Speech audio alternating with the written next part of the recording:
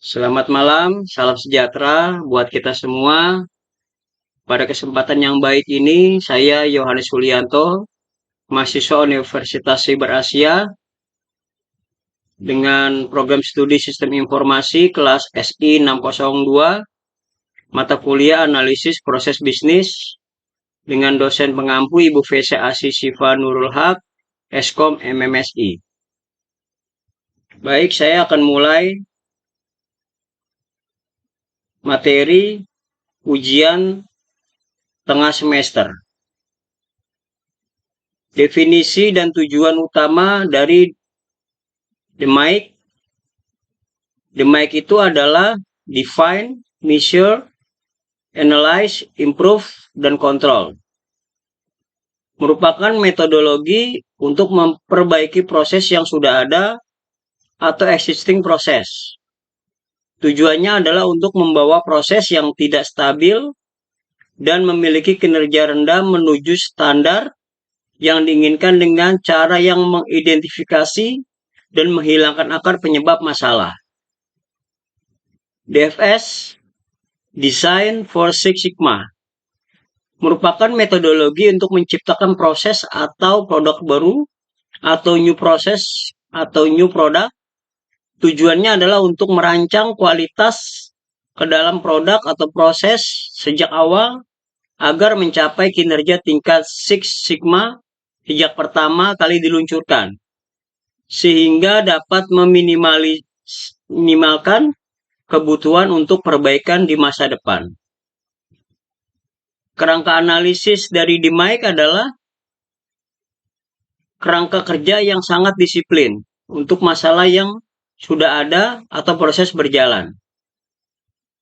Mengingat masalah PT Anugrah Logistik adalah penurunan kinerja atau waktu pengiriman naik, kerusakan naik, biaya naik, maka DMAIC memaksa setiap divisi untuk berhenti berdebat secara subjektif dan mulai berbicara berdasarkan data atau fase measure dan analyze. Kemudian pengumpulan data dan validasi objektivitas.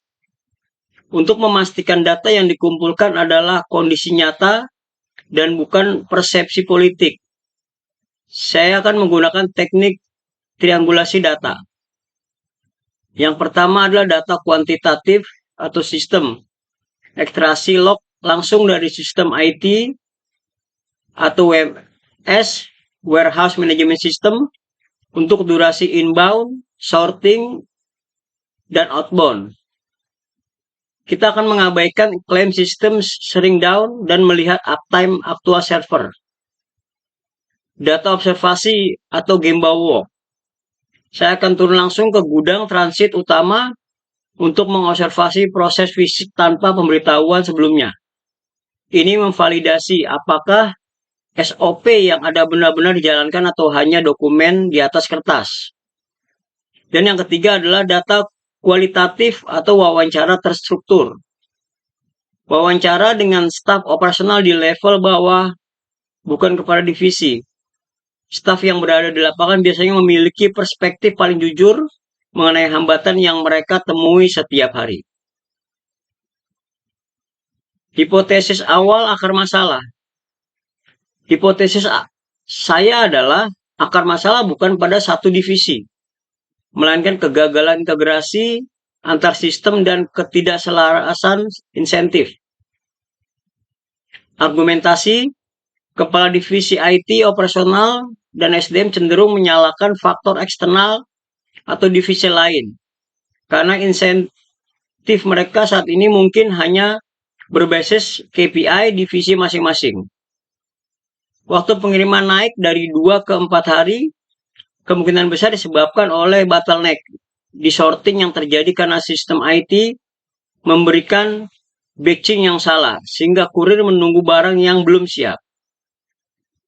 Kemudian, adanya kerusakan barang dari 1,2% ke 3,8%, yang memungkinkan akibat ada terjadi high turnover kurir atau SDM yang menyebabkan kurangnya pengalaman dalam penanganan barang. Diperburuk oleh SOP atau operation yang tidak diperbaharui untuk menangani volume barang yang meningkat. Trade-off dan rekomendasi. Intervensi yang diusulkan melibatkan trade-off strategis. Dimensi, biaya vs dampak. Intervensi jangka pendek, training cepat untuk staf operasional, biaya rendah, dampak moderat. Intervensi jangka panjang, implementasi sistem WMS baru atau pembaruan, biaya tinggi, dampak tinggi.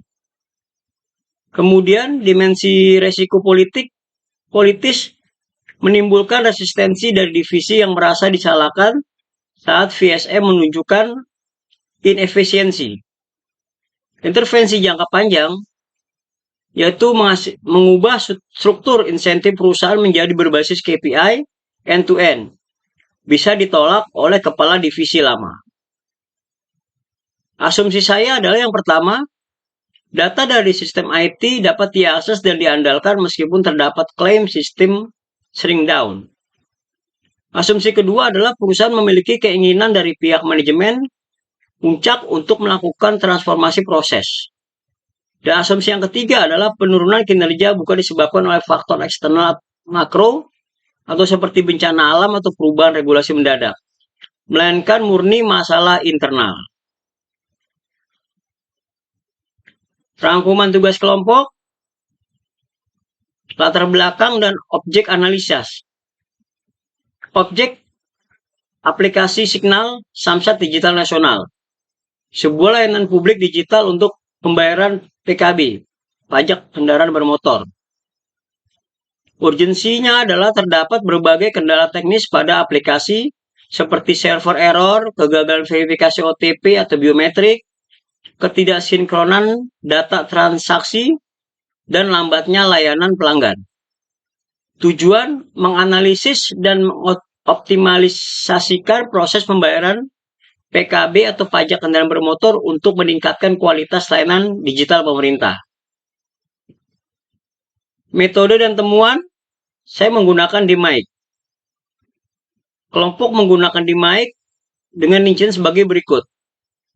Define, menetapkan tujuan untuk mendukung digitalisasi layanan publik, meningkatkan kapasitas transaksi, dan mengurangi tingkat cacat atau defect.